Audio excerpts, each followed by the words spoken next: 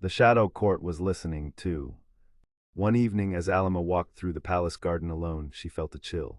She turned, and a dagger struck the tree beside her.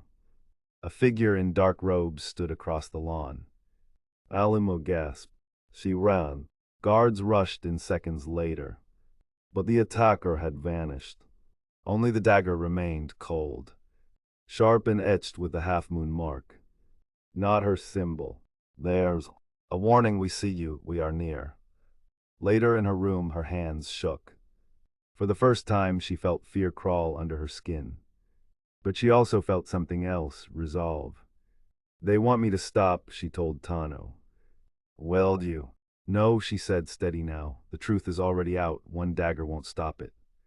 She picked up the old letters again, the prophecy, the secrets, the warnings, and she began to write a message to the people, a true one. One she would deliver in person. This is not a fight for power.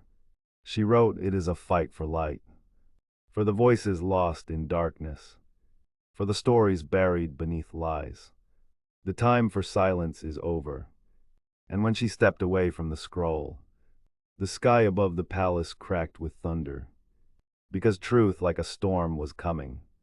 By sunrise, the message was ready.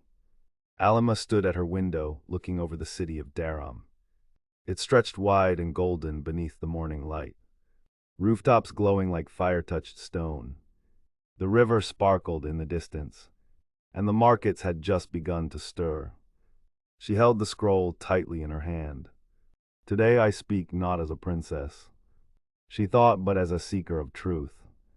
The scroll she had written overnight was bold. Heartfelt and unfiltered, it spoke of the secret chamber, the shadow court, the burned scrolls, the prophecy and the threat they all faced if silence won.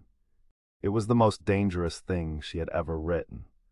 Alima knew that once her message reached the people, there would be no turning back. She dressed in simple robes, not the silks of a royal, but the soft cotton of a commoner. She tied her hair in a single braid, tucked the scroll into her pouch, and slipped out of the palace with Tano by her side. They moved quietly through back paths, avoiding the eyes of the palace guards loyal to Zadir. By midday, they reached the great square in the heart of the city.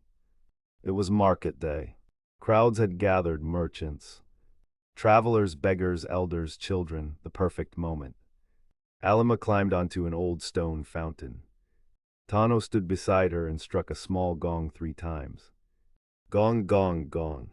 The sound echoed across the square.